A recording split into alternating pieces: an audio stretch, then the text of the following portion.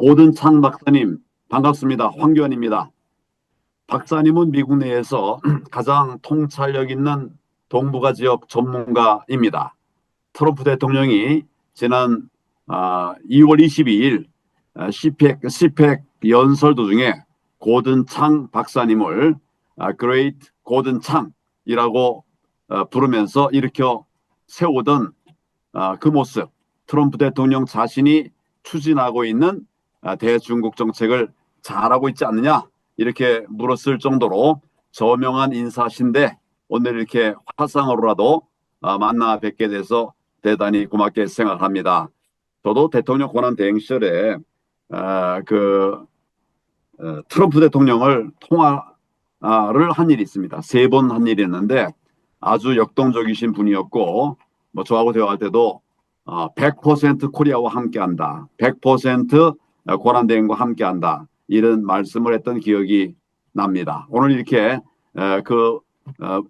트럼프 대통령 신뢰하는 고등차 우리 박사님하고 함께 하게 된 걸 대단히 기쁘게 생각합니다. 반갑습니다. 인사 말씀 듣고 싶습니다. I am delighted to speak to you, and it is my honor to speak to you. So I very much appreciate this opportunity. So thank you. 감사합니다. 트럼프 대통령이 지난 대선에서 변호사 6,000명과 함께 전국 공화당원 이끌고 부정선거를 나가서 결국 승리한 것을 잘 알고 있습니다. 저도 한국에서 부정선거 방지대를 이끌어서 2020년 대선을 0.73% 차이로 이기는데 애를 썼었습니다. 지금 대한민국은 부정선거의 거대한 카르텔이 정치권 그리고 수사 여러 단체들 법원 헌법재판소를 다 망라하고 있습니다. 특히 우리나라의 선관위는 중앙에서부터 지방에 이르기까지 모든 위원장들이 다 판사입니다. 정말 말도 안 되는 일이죠. 현재 윤석열 대통령 탄핵 심판을 하고 있는 헌법재판소도 재판관 8명 중 6명이 선관위원장 출신입니다. 그러다 보니 탄핵 심판 중에 부정선거와 관련된 증거나 증인 신청은 다 기각이 되고 말았습니다. 최근 우리나라는 북한과 중국 등에 동조하는 그런 세력들이 윤석열 대통령을 탄핵하려고 하고 있습니다. 이에 대해서 최근에 고든창 박사님이 신랄하게 비판을 하시면서 자유민주주의 세력에게 힘을 내라는 그런 격려 메시지를 거듭해서 보내주시고 계셔서 많은 한국인들이 깊이 감사하고 있습니다. 5년 전에도 고든창 박사님이 한국 부정선거를 언급하는 것을 들었는데 그 해안이 정말 놀라웠습니다.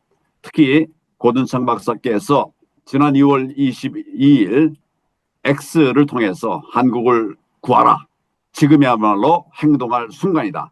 이런 메시지를 보내셨는데 저는 엊그제부터 이런 일들에 관해서 많은 공유들을 지금 주고받고 있습니다. 저는 엊그제 3월 1일 5만여 명의 애국 시민들과 함께 태극기와 성조기를 함께 흔들면서 참석한 세이브 코리아 행사에서 연설을 했습니다. 이 연설에서는 현재 억울하게 구속되어 있는 윤석열 대통령의 조속한 석방을 촉구하는 그런 전화 서명 캠페인 활동을 했습니다. 열심히 벌인 결과 100만 명이 참여했습니다. 정말 놀라운 일입니다. 오늘 고든창 박사님으로부터 자유민주주의를 사랑하는 한미 동맹을 정말 소중히 여기는 대한민국의 시민들을 위한 응원과 통찰력이 있는 어드바이스를 들을 수 있으면 좋겠다. 이런 생각을 하고 있습니다. 얘기하다 보니까 앞 얘기가 길어졌는데 이제부터는 우리 고든창 박사님의 말씀을 많이 듣도록 하겠습니다. Election fraud in South Korea has been pervasive, and it has had many consequences. You know, we go back to 2022, for instance, which you mentioned. There, President Yoon Suk-yeol won, but he won by a much narrower margin than the polls suggested. And during that election cycle, we saw a lot of early ballots delivered late. And those ballots tipped the election to the leftist candidate Yi Jae-myung. Fortunately, they weren't enough to change the result.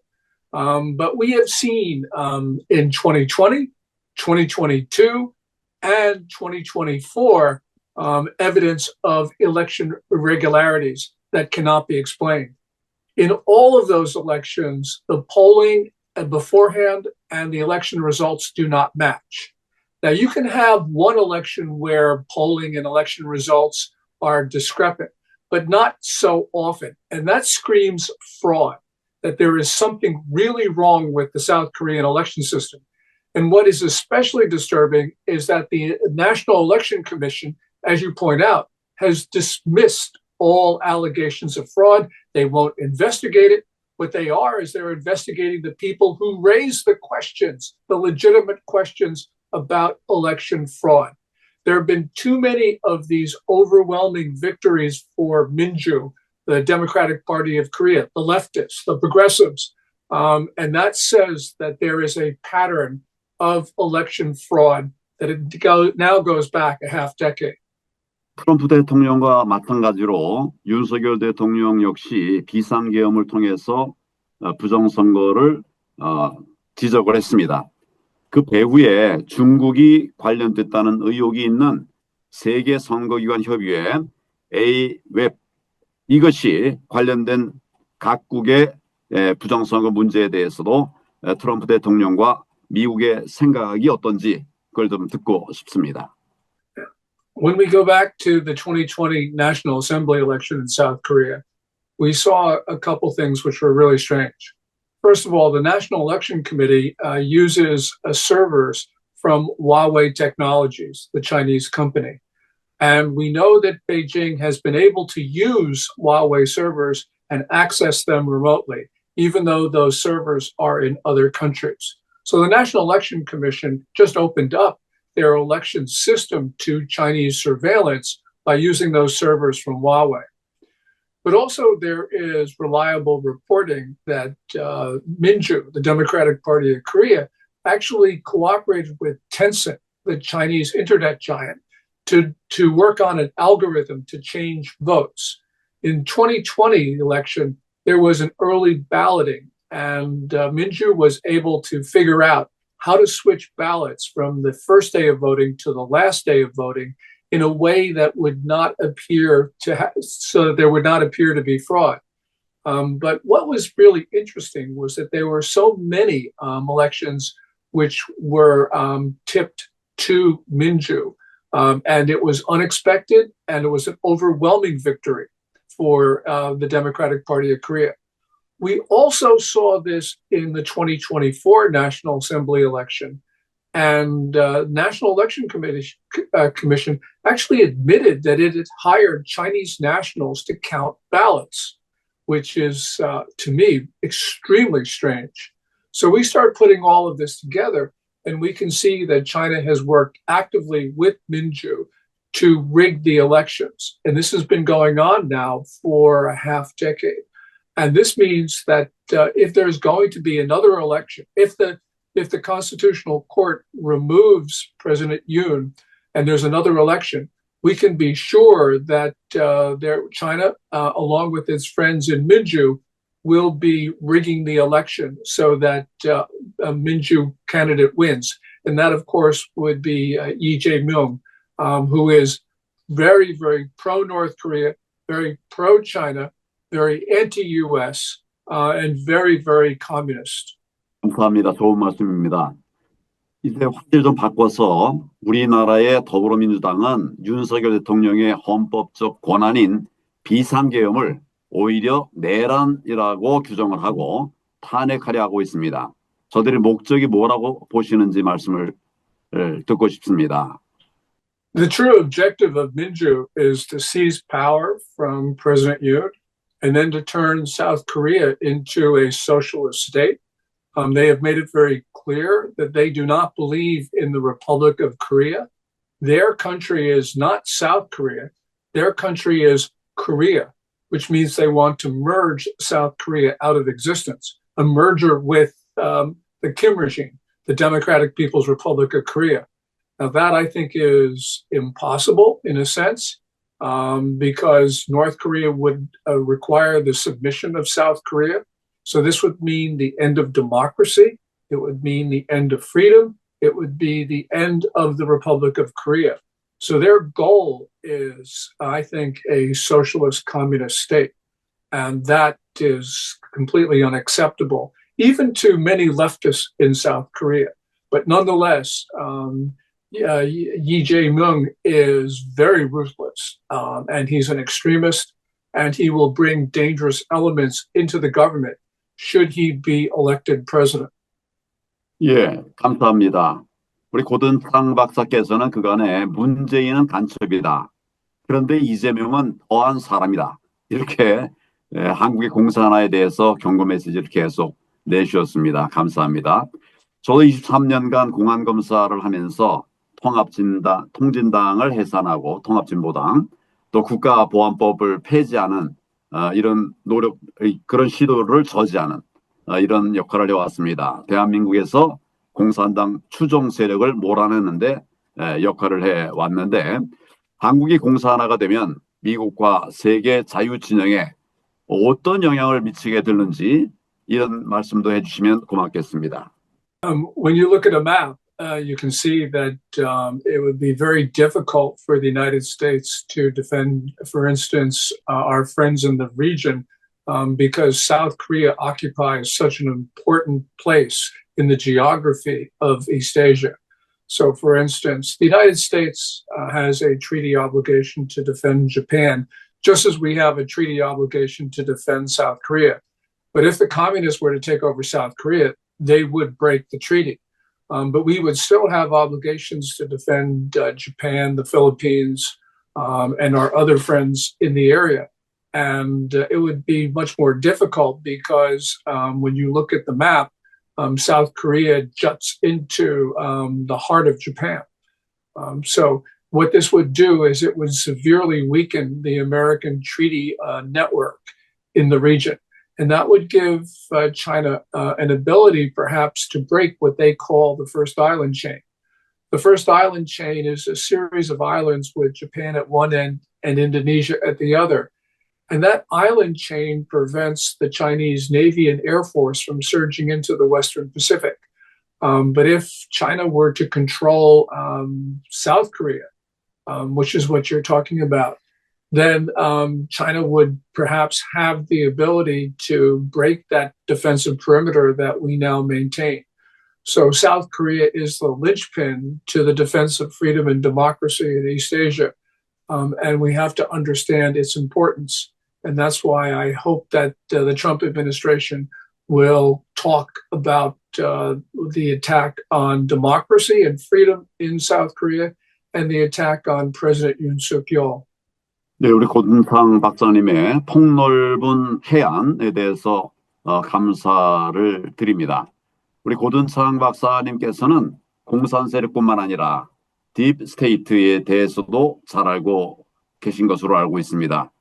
최근에 한국에서 검거된 간첩단 사건들을 통해서 북한 정권이 2020년 국회의원 선거에서 그 당시 미래통합당 대표였던 저에 대해서 미래통합당을 패망시키고 그 책임을 황교안, 제 이름을 불렀습니다. 황교안에 들씌워서 정치적으로 매장시키라 이런 지령이 있었습니다. 북한 김정은 정권뿐만 아니라 대한민국 정치계나 또 주류 언론에서도 정치적 매장이 다행되어 왔다고 생각을 합니다.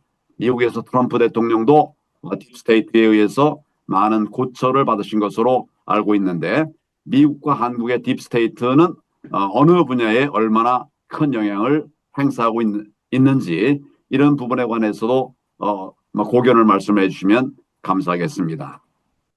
The deep state, especially in the State Department, is extremely influential because they actually implement their own policies without regard to the president. As they say to any incoming Secretary of State who's appointed by the president, they say, well, you're only going to be here 4 years, but we're going to be here forever. And I think that's the mentality of the bureaucracy in places like the State Department. The only thing that you can do about that is to actually remove people, because if you remove them, then you can appoint new people to take their place.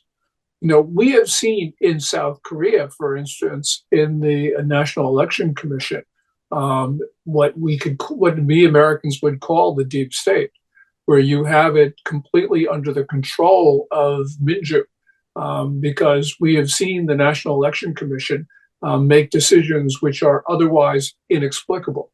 I mean, they won't investigate allegations of corruption.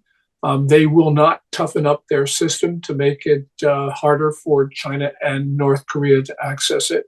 They are investigating the people who raise questions of election fraud. And they even tried to change the law in South Korea to make it a crime to question the election. You know, but we have seen that the National Election Commission's assurances have been really untrue. So, for instance, they have been saying all along that their electronic voting system couldn't be hacked. But we know that the North Koreans have actually hacked the system. And also, South Korea's National Intelligence Service was given the task to see if they could hack the election system, and they were successful too. So we know that the election system in South Korea is vulnerable, and it's not only vulnerable, it's vulnerable to foreign hacking. And yet the National Election Commission won't do anything about it, which means that essentially what we've got in South Korea is a very entrenched deep state. And it's an entrenched deep state which is working not for the interests of South Korea, but is actually working for the interests of foreign powers, North Korea and China. 네, 아주 귀한 말씀 감사합니다. 이제는 좀 주제를 바꿔서 한미 동맹에 관한 이야기를 좀 나누면 좋을 것 같습니다. 먼저 저는 1957년생입니다. 우리 고든창 박사님은 역시 50년대 전후에 출생하신 것으로 알고 있는데 저는 57년 우리 박사님의 출생 연도를 여쭤봐도 되겠습니까? 실례가 아니라면. I was born on July 5th, 1951. 50년대 앞뒤로 이렇게 형제 이야기를 하는데 마치 형제처럼 연도수를 이렇게 잘 맞는 것이 아주 기쁘게 생각합니다. 1950년 북한 김일성 공산 집단이 소련 스탈린으로부터 무기를 지원받아가지고 대한민국을 침공을 해왔습니다. 그때 미국은 5만여 명이 넘는 그런 사상자를 내면서 정말 그럼에도 불구하고 성공적으로 이를 격퇴해냈습니다. 1953년 한미 양국은 상호 방위 조약을 체결했고 또 한국은 미국의 확고한 대한 안보 공약을 기반으로 해서 포브스가 선정한 2025년 세계 5위의 강국으로 성장했습니다. 일례로 현재는 미 해군이 필요로 하는 세계 최고 성능의 함정을 최저 비용으로 건조할 수 있을 정도가 되었습니다. 한국은 누가 뭐라고 해도 전 세계적으로 미국의 군사적 지원을 받아가지고 가장 성공한 이런 사례라고 말할 수밖에 없습니다. 미국은 자유시장 경제와 또 민주주의를 통해서 단기간에 최고로 성장한 한국의 사례를 자랑스러워해도 좋을 것 같습니다. 윤석열 대통령은 지난 문재인 정부가 소홀히 했던 한미일 안보협력 체제를 한층 더 공고화하는 그런 노력을 기울여 왔습니다. 그러나 이를 못마땅하게 여기는 시스픽, 시진핑 정부와 종북 세력들로부터 끊임없이 정치적으로 위협을 받아왔고 현재는 구금돼서 탄핵 심판을 받기에까지 이르렀습니다. 그들이 사용한 가장 큰 도구는 부정선거였습니다. 이와 관련해서 중국 시진핑 정부의 초한전과 또 대외 전략이 한반도에 주는 시사점에 대해서도 고든창 박사님의 고견을 듣고 싶습니다. Yeah, the Communist Party's United Front Work Department, which is the part of the party that subverts foreign government, has been especially active in South Korea. And there's the doctrine of unrestricted warfare comes from the title of that 1999 book by two Chinese Air Force colonels. But there is also China's three warfares, which is psychological warfare, media warfare, and legal warfare. And these have been used against South Korea. We know that China's been very active in courting the so-called friendly groups that are in South Korea. These are non-governmental organizations. These are meant to subvert the South Korean government, and China's been very successful. You know, we have seen, for instance, China become much more brazen in what it's been willing to do in South Korea. So, for instance, right after the declaration of martial law, we saw these large crowds urging the impeachment of President Yoon. And there were many Chinese faces in those crowds. And then when the presence of Chinese faces in the crowds became an issue in South Korea, then the Chinese all of a sudden disappeared. And so the question is, like, how does that happen? Also, there's concern that South Korea's leftists have allowed Chinese to enter the South Korean police force because people are noticing these strange-looking South Korean riot police without name tags acting violently. And so that's another concern. So we know that the Chinese ambassador to South Korea has complained about the complaints that people have had against China. But those complaints against China, I believe, are legitimate and they need to be investigated because we have seen Chinese involvement throughout South Korean society. They're very good at hiding their tracks, but nonetheless, we see evidence of what the Chinese are doing. And China has been very, very successful in changing the narrative in South Korea. They do that directly. They also do it through North Korea, and they do it through their links to leftist groups. So China is extremely influential in South Korea right now. And if there is going to be another presidential election soon, we know that China will try to swing the election to Minju. We will know that they will be involved in ballot rigging. They've been involved in ballot rigging for the last three elections, 2020, 2022, and 2024. So this is something of great concern to South Korea. And it should be of great concern to every freedom-loving people around the world, because freedom is frontline. The front line of freedom in the world is in South Korea right now. 네, 감사합니다. 지금 저 고든상 박사님께서 다음 일정이 또 있다고 말씀을 하셔서 제가 짧게 정리를 하도록 하겠습니다. 이 한미 동맹의 중요성에 대해서는 다시 한번 우리가 이렇게 이야기를 나눌 수 있는 기회가 있으면 대단히 고맙겠습니다. 지금 대한민국은 좌파의 폭압 때문에 많이 힘듭니다. 그리고 윤 대통령도 아시는 것처럼 구속돼 있고 나라가 막 흔들리고 있습니다. 그러나 그럼에도 불구하고 지금 대한민국에 무관심했던 정치에 무관심했던 국민들이 일어나고 계십니다. 정말 많은 분들이 여기저기서 모이고 있고 세이브 코리아 행사에는 뭐 20만 명이 모였습니다. 계파를 합하면 한 4, 50만 정도의 많은 사람들이 모여서 이게 뭐냐 하면 결국 대통령을 지켜야 된다고 하는 그런 결기를 보여주는 것이죠. 그리고 또 중요한 것은 젊은이들이 엄청나게 많이 모였습니다. 청년들이 많이 모였다고 하는 것은 이들이 이제 미래를 보고 있다는 이야기죠. 저희는 어떤 어려움 속에서도 미국과 함께 미래를 향해 좀 힘차게 달려나갈 수 있도록 할 것이고 또 어렵지만 지금 그런 상황을 또 만들어내 가고 있다는 점을 말씀을 드립니다. 우리 고든창 박사님께서 앞으로도 우리 한국을 위해서 또 미국을 위해서 많은 역할을 해주시기를 바라고 오늘 이제 이 만남이 출발이 돼서 앞으로도 종종 귀한 이야기를 나눌 수 있으면 좋겠습니다. 우리 고든창 박사님의 인사 말씀 부탁드립니다. Well, as I mentioned, South Korea is the front line of freedom in the world today.